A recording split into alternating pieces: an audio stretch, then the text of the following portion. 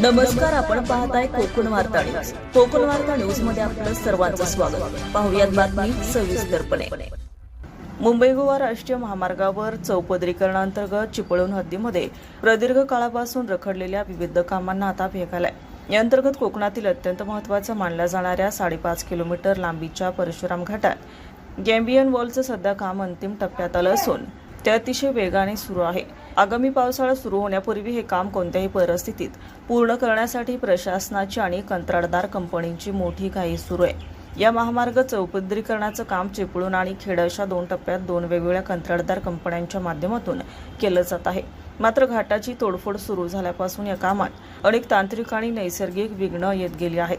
काम सुरू असताना वारंवार दरडी कोसळल्यामुळे घाटामध्ये बांधण्यात आलेल्या अनेक संरक्षक भिंती नेहमीच धोक्यात राहिल्या होत्या. तसेच डोंगरातून दरड कोसळल्याचे प्रकार पावसाळ्यात सातत्याने घडत असल्यामुळे अखेर केंद्र सरकारकडून यावर उपाय शोधण्यासाठी Tehri hydro development corporation limited या संस्थेची नियुक्ती करण्यात आली होती. रियाज ठाकूर, कोकण वार्ता न्यूज, चिपळूण. ताज्या बातम्या आणि नवनवीन घडामोडी पाहण्यासाठी आजच आमच्या कोकण वार्ता न्यूज चॅनलला लाईक करा, सबस्क्राईब करा आणि बेल आयकॉन प्रेस करा आणि पाहत रहा कोकण वार्ता न्यूज.